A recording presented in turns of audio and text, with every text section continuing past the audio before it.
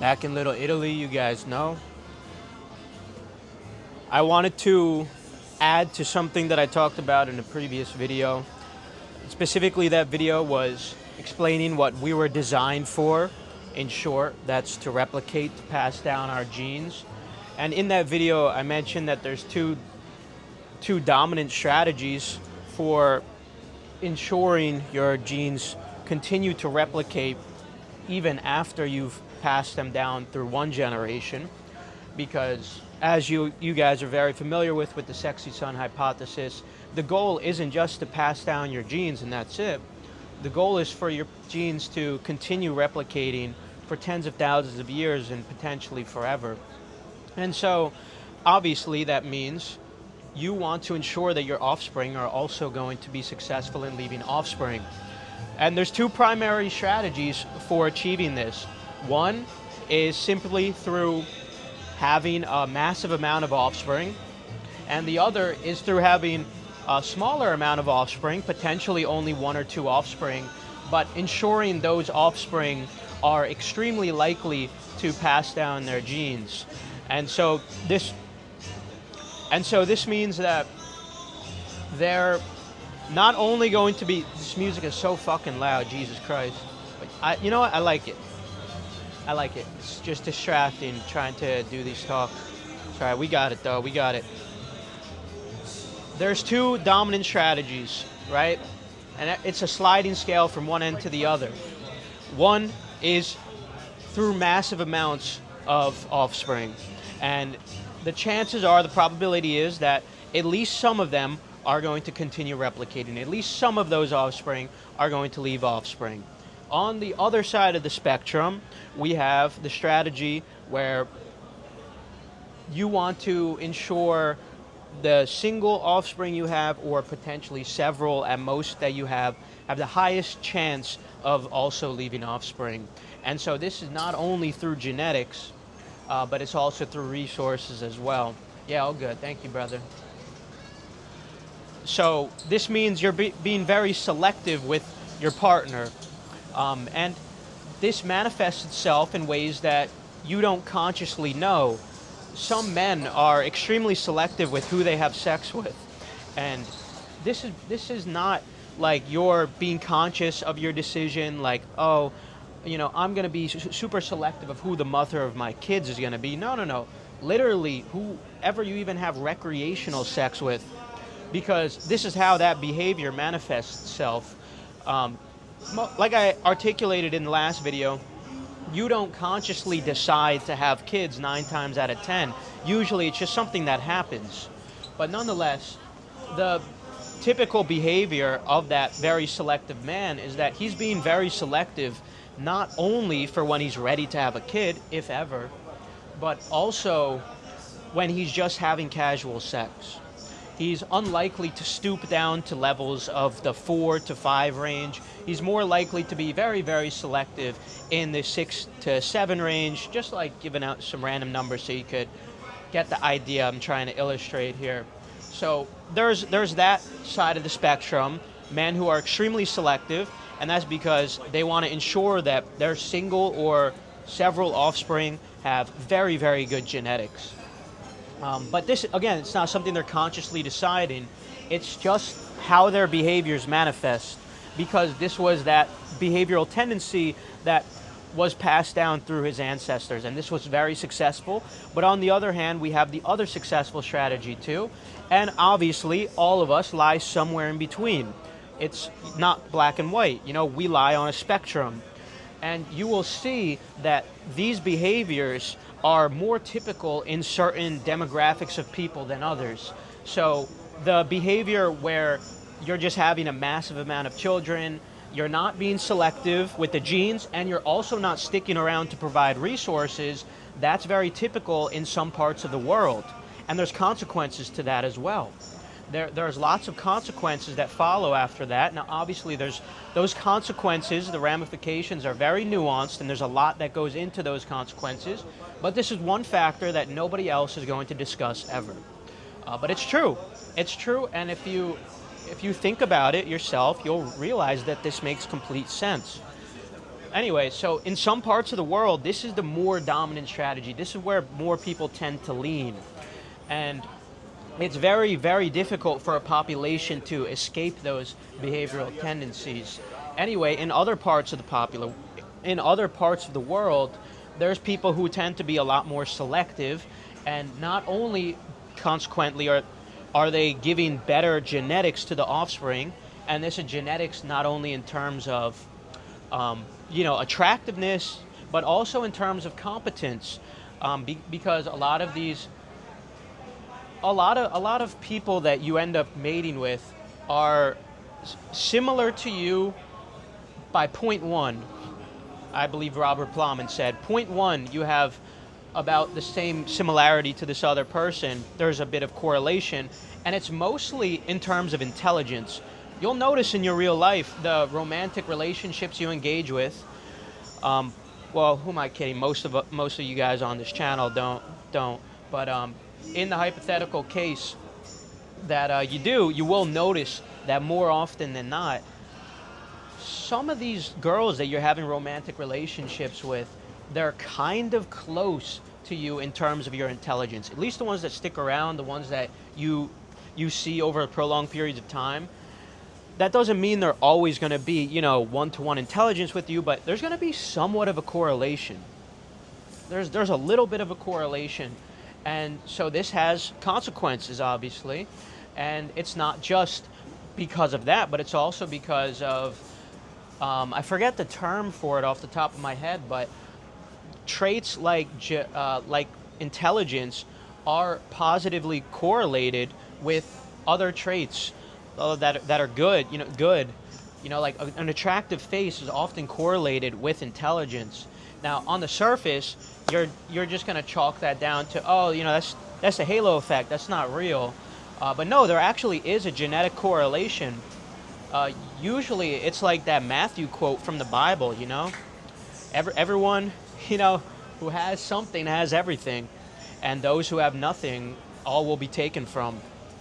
So yeah, there is a lot of correlation. Anyway, because those people just naturally tend to be more eugenic because they're more selective, they're able to increase the quality of the population, over long periods of time. And again, it's not just through attractiveness, but it's also through, other important behavioral tendencies, other important traits non-related to the physical. Anyway, you guys got to bear with me because I'm going somewhere with this that you probably won't expect. But I'm trying to reel this in while also being distracted by the bypassers and the music. So anyway, here we have these two very different strategies, right?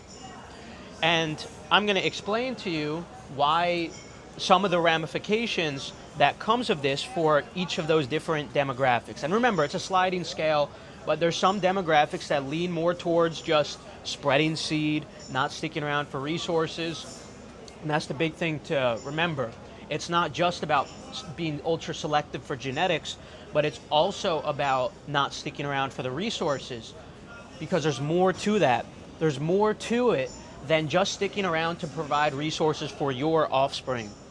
Think back thousands of years ago when humans just lived in little villages. There weren't any giant, massive cities. And you had a village where everyone had a job. Everyone had a certain position, like there was the farmer, there was, the guy who went out hunting. Everyone had a particular position. There was some guy who protected at night and whatnot. And because they all benefited from each other, that means that even after the parents die off, there still is a benefit to the offspring, that whatever they contributed to the village is going to help that offspring replicate. And so this gets factored into evolution. And so what does this mean? It means that maybe, at least for that demographic, maybe not for everybody, at least not to this degree, but it means that there is more to the purpose of life than, as simple as I like to put it, as just like it is just replicating, but a lot of you guys just take that and run with it and think it's just sex. It's not just sex. Reproduction, like that initial part of it, obviously that's going to be the first thing that comes to mind, right? But I never really went further down this rabbit hole. You know, I kind of always just leave it at that. But there is more to it. What's up, my nigga? How you doing? Anyway, before I lose my train of thought, so fuck, I fucking lost it. Anyway,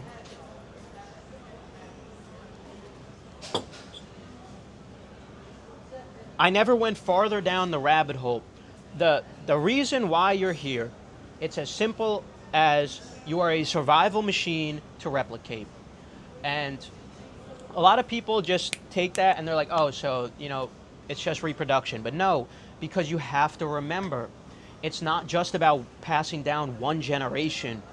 It's about ensuring your genes replicate for tens of thousands of years, potentially forever. And so this means the future of your offspring and their likeliness of passing down their genes and surviving and reproducing as well really matters.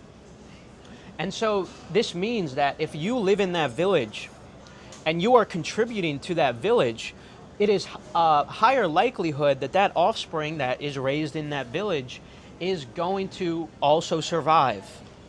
And this could be through any profession you had. You know, you could have been the farmer, you could have been the guard, whatever it was.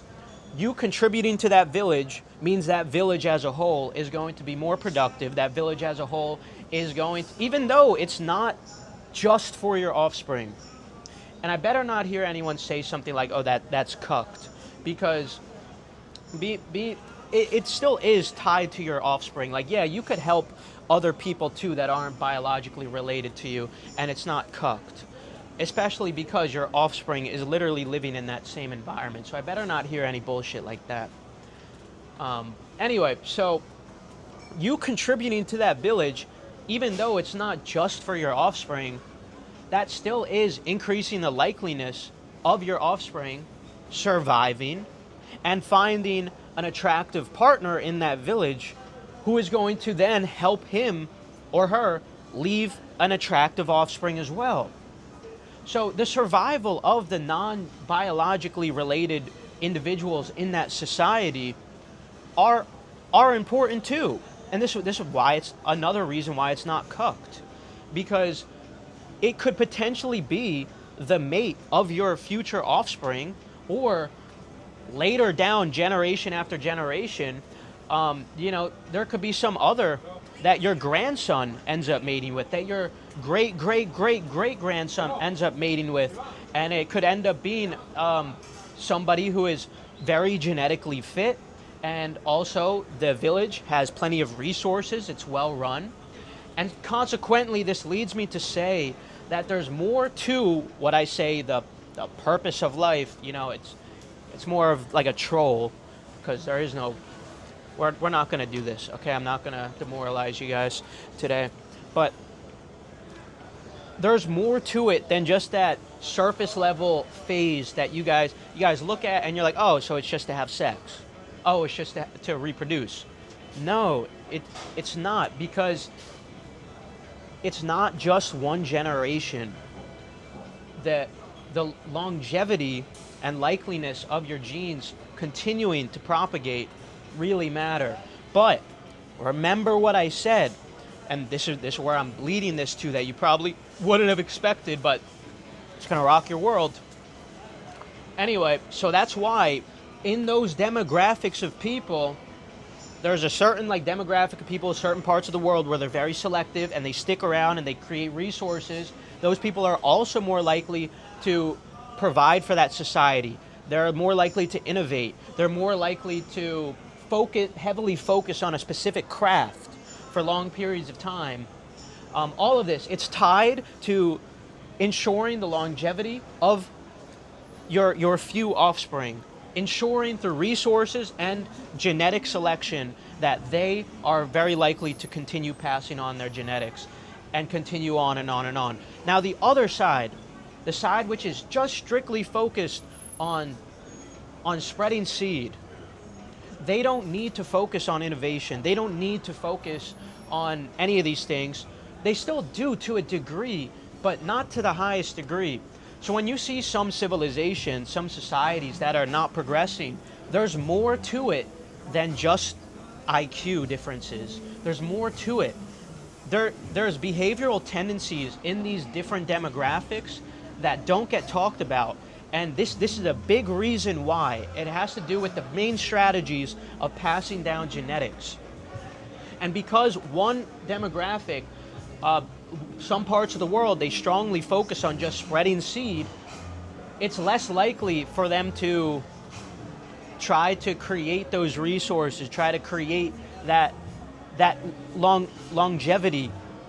And so it's less likely that they even have a desire to focus on a hyper-focus on a specific craft, which allows them to master it.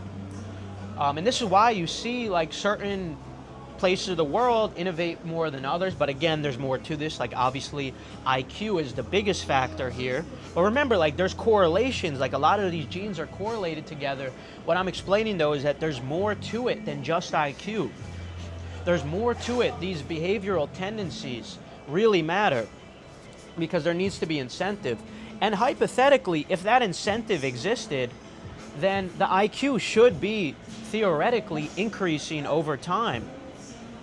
But because there's none of these incentives, it's just a continuation of mass spreading of seed.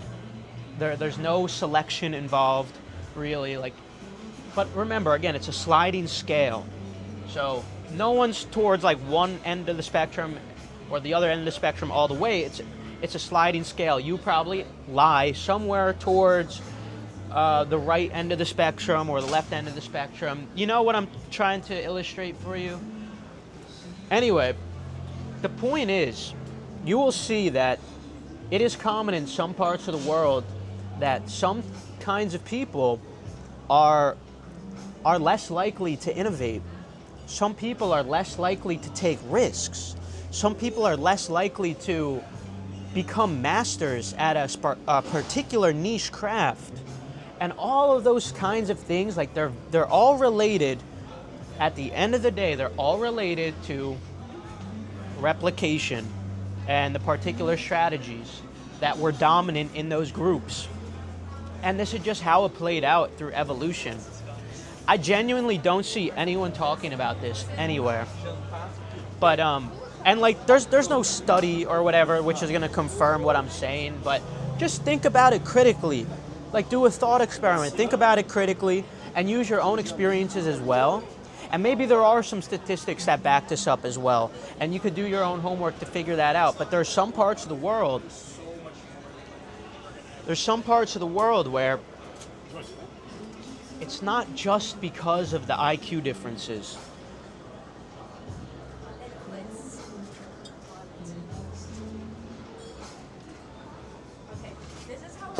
Anyway, I think that's about it. That's about all I wanted to touch on. My main point being that when I tell you guys that the purpose of life, like I say that as a troll, but the purpose, is to pass down your genes and have them continue to replicate, it's not as simple as you guys run with. You guys often will say like, just to like have sex, that's all there is. There's so much more to it. And a lot of you guys like to believe that, we have a higher calling, we have a higher purpose, whatnot, than just replicating. And I guess you could technically rationalize that too in this, at least for some of the demographics, not for all of them, but for some of them, because it's correlated, it's aligned with that strategy of ensuring the civilization, the society is thriving for the likeliness of your future offspring to not only survive, but also find a healthy partner, and for the grandchildren to do the same over and over and over again. And this is why it is positively selected for through evolution to care about, caring about not just your village, not just your people, but the human race as a whole. Because that's just it on a macro scale. But as far as those people knew hundreds of thousands of years ago, that was the human race, everyone they knew. They're just trying to ensure that everyone's doing good, everyone's living a good life. Like altruism goes deeper than just like it increasing the likelihood of that person also helping you in the future. Like there's more to it. All these things that we think are simple are not. There's so many more nuanced things to them. And to get the understanding of them, you just have to look back through evolution and critically think about them and reverse engineer, why do these things exist in us? Why do these behaviors exist in us? How did these manifest? And it always comes down to because it worked. Because it worked. That's the one thing you need to understand and remember. Remember, evolution is pragmatic. These things exist because it happened to work. Evolution, it's not conscious, there's no actual strategy, but these behavioral tendencies exist in us because they just worked. The people who didn't have those behavioral tendencies were unlikely to pass down their genes, or those societies that didn't have certain behavioral tendencies eventually died off in other parts of the world. But the ones that did have the working tendencies continued to replicate. But there's so much variety and diversity in these kinds of strategies. There's so many ways it could work. There are so many ways replication can continue to work. And I'm just highlighting one aspect of it today, of how two very different strategies can both work.